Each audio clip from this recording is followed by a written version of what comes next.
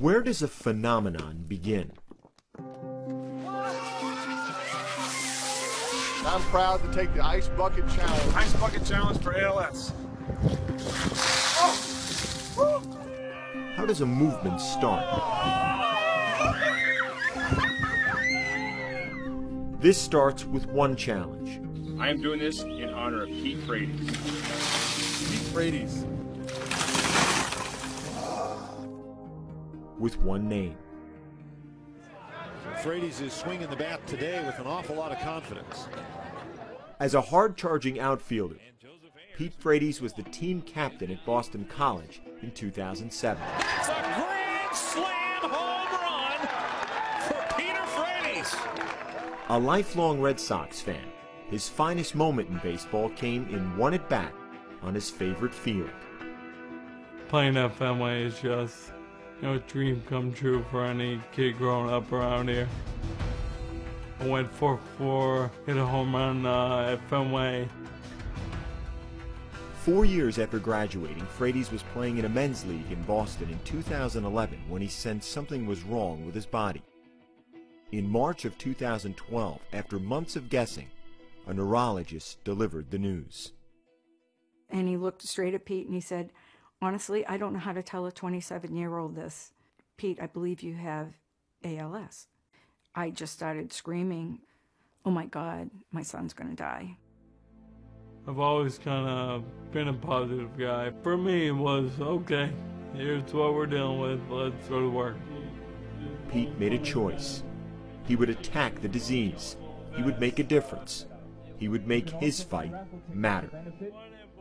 In March 2013, he earned an audience with the Food and Drug Administration in Washington with a simple goal: more attention and more action. I ask of you, let's speed up the process. Let's work together. And let's get this disease a thing of the past. Thank you.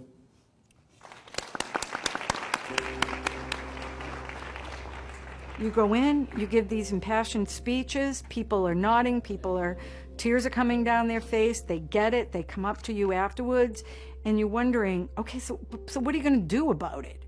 What is the action item? What is the goal?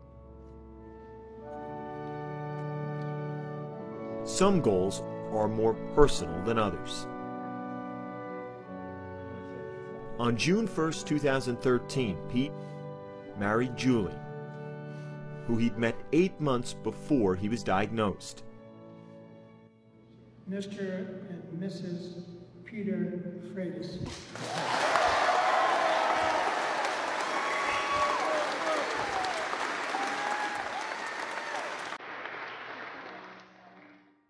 Now almost entirely confined to a wheelchair, Pete walked her down the aisle.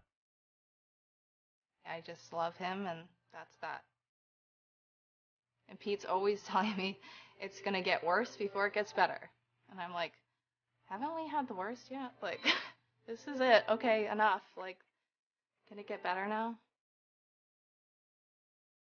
It's hard to just watch someone you love so much just,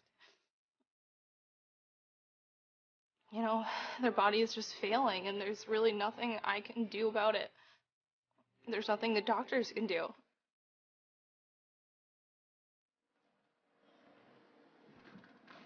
Two and a half years after the diagnosis, Pete requires a full-time nurse for most daily activities. He uses a feeding tube to eat. He speaks through the use of a computer. And in September, he's due to be a father. Back in May, during one of the last times he was able to talk at all, he described that feeling. I can't imagine how happy I'm gonna be with my own little baby. So, how did one man with one fight become the center of a social movement?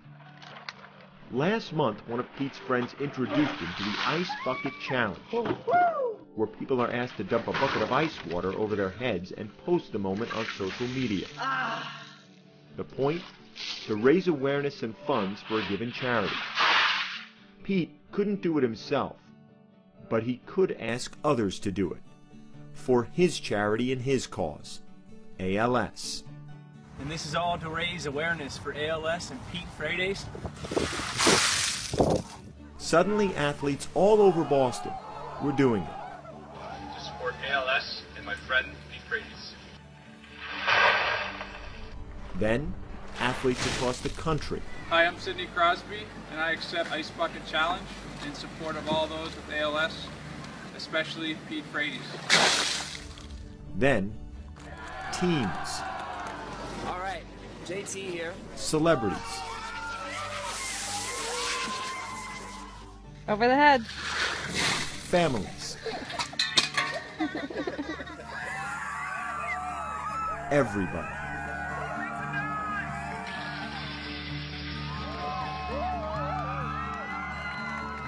In less than a month, the challenge became a viral sensation and a fundraising engine.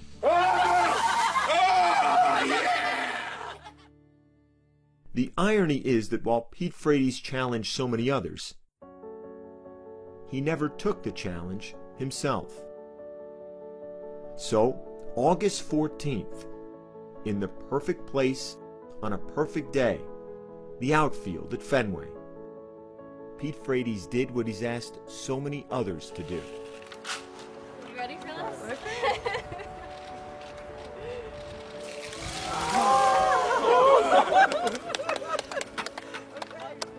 Pete Frates and those who love him know the challenge goes on.